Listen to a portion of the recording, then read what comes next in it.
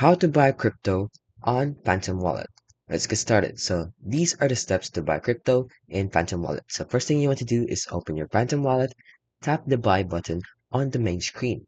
Then choose the cryptocurrency you want to purchase from the list of available tokens. And then input the amount of fiat currency you'd like to convert into crypto. The platform will automatically load a route that offers the highest return for your transaction. Then, to view all the available codes, select the credit and debit card field, which is above the buy button.